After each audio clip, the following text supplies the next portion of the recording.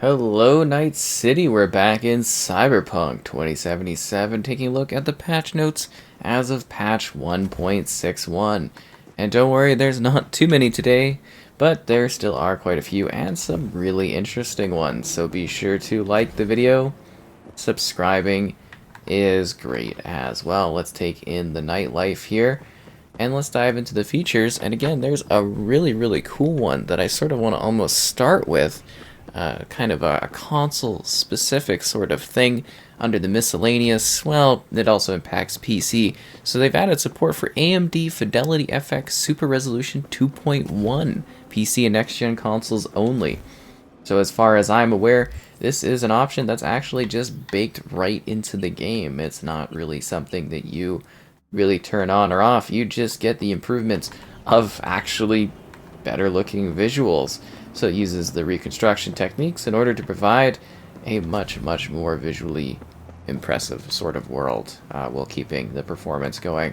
And I wasn't really expecting this sort of thing to be added to the game, so it's very interesting. I'll have, I think, standalone videos kind of looking at the different platforms with this update, because it is actually quite an interesting change-up, at least I think so. So the miscellaneous also, they fixed an issue where in certain circumstances Judy could disappear from the game while in her apartment. Fixed an issue where the wardrobe interaction in the Nomad camp was duplicated after skipping time there. It will no longer be possible to play an arcade machine that is placed horizontally. What are the other patch notes? Well, that's a good question. Quests in open world. Fixed an issue where spamming the interact button to loot containers could cause various NCBD scanners to not be completed properly. Reported crime, another circle of hell, lost and found, blood in the air, disloyal employee, don't forget the parking brake, Comrade Red, fixed an issue where the quest wasn't completed after looting the goods. So, yeah, I guess if you were looting stuff and things didn't work out, things didn't get fixed, that's fixed now, which is a great sort of thing to have. Let's actually go in this direction. I think that would be a good idea. Yeah, the lighting and stuff like that. I know we're at night here, but it actually does look a lot better. Reported crime, which we just mentioned, so those are all good. Fixed an issue where assault in progress missions in Northside, Rancho Coronado, Coast View, Badlands weren't completed despite fulfilling the objective. Fixed an issue where the suspected organized crime activities weren't completed despite fulfilling the objective. Fixed an issue that could disable all draw points blocking progress in various gigs. Fixed an issue where it wasn't possible to complete an assault in progress in Charter Hill because the evidence didn't spawn. Cyber Psycho sightings, house on a hill. Fixed an issue where it wasn't possible to reach the Cyber Psycho because the garage door wouldn't open. Cyber Psycho sighting, where the bodies hit the floor. Fixed an issue where the quest was stuck on the Find the Cyber Psycho objective after defeating the Cyber Psycho and sending the information to Regina. And it's kind of like weirdly quiet at night on the spot. Gig error 404 fixed an issue where the gig didn't trigger after approaching the area. Freedom of the press gig fixed an issue where it wasn't possible to proceed inside the TV station because the doors weren't closed or were closed. Gig greed never pays fixed an issue where it was impossible to complete the search the hidden room objective because the computer was unpowered.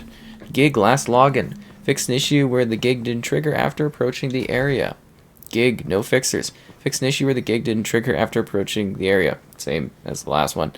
And then this other one is the same thing. Gig old friends, also, where it wouldn't trigger after approaching the area. Playing for keeps fixed an issue where it wasn't possible to speak to the bartender if combat started inside the bar blocking progress. Gig, we have your wife fixed an issue where Lauren wasn't reacting after you coming to rescue her. So, yeah, that was blocking progress, obviously. Automatic love fixed an issue that could block progress to further main quests after leaving clouds. Fortunate Son fixed an issue where it wasn't possible to progress past the return to the Alocados camp objective. I Fought the Law fixed an issue where after meeting up with River, he's teleported to an unreachable area underground.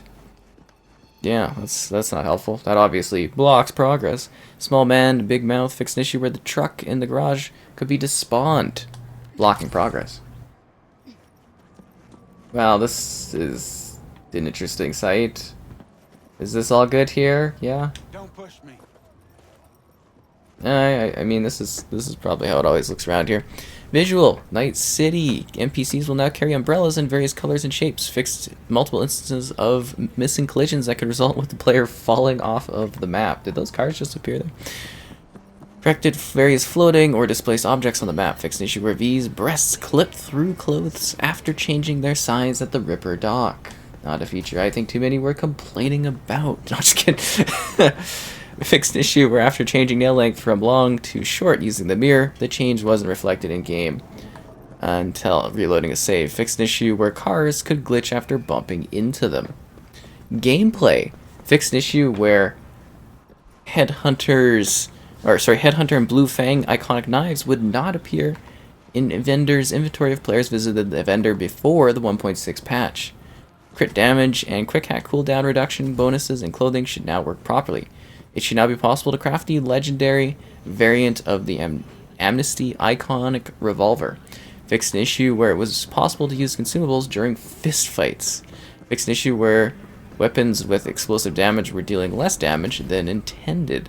Fixed an issue where slotted mods disappeared from an item after selling it to a vendor, leaving and then coming back to the same vendor.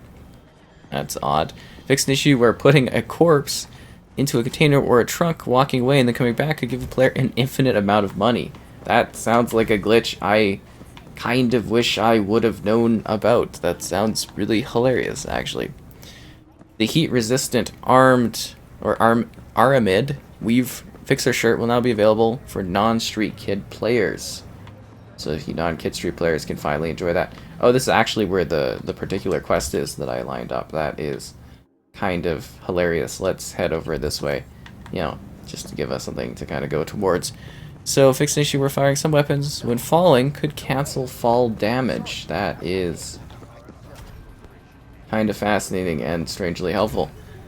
UI, the beast in me. Fixed an issue where a player's position could be shown as 1/6 despite coming second. Oh, 1 out of 6. Okay, there we go. Not like a 1 out of... Okay, not a fraction. Fixed an issue where reverting key bindings back to the default was not reflected in the game until restart/reload. Fixed an issue where the inventory menu could rapidly scroll up and down after disassembling or dropping an item. PC specific. Ooh, I know, PC, right? Fixed the issue where temporary FPS drops when exiting menus. Address the issue where achievements in the Epic Games Store were not granted despite meeting the requirements. Note that in cases where the conditions are met before in a given save, it might be required to try a new playthrough or from an earlier save if the conditions were not met. Oh, that's lame. Sorry, as we continue along here. Load menu should no longer get stuck when playing the game on GOG without an internet connection. Fixed an issue where upgrading an item to a higher tier rarity crashed the game. Console specific. Fixed an issue where cross-progression saves from the Xbox One family weren't transferred to PC or PlayStation. Fixed an issue where after logging into GOG on PlayStation, My Rewards section displayed an error. Stadia specific. Fixed an issue where the game didn't pause when the gameplay was suspended, keeping in mind that them updating the Stadia version is probably like a contractual kind of thing, an agreement, considering that did have some sort of paid for marketing and everything like that. So that would make sense as to why that version of the game actually is still getting supported, since Stadia will be not existing in the very, very near future. But yeah, I gotta say, this update, just like, you know, from a visual standpoint and stuff, this actually looks like quite a visual bump up in quality. I gotta say, I am really, really impressed by this sort of thing. But that really is all of the patch notes for now. I mean, that was a pretty easy selection. It was a pretty easy, nice venture through the downtown of the city, and yeah, I mean, it's nice to get these smaller updates that actually do change things a lot. I think you could definitely still see the whole, like, basically the super fidelity, in my opinion, I think needs some work when it comes to like reflections and like water type stuff. So I mean, that's kind of evident a little bit to me, but I will say definitely, though, like, the quality, the visuals and everything like that were on the Series X here. This looks much, much better than it did before this update, which is fascinating. It actually does visually look, I think, bumped up a bit, which is quite nice, and just kind of continues to make the Cyberpunk experience a little bit better for those that, you know, are wanting to jump in and play. So yeah, till next time with a bigger update down the road.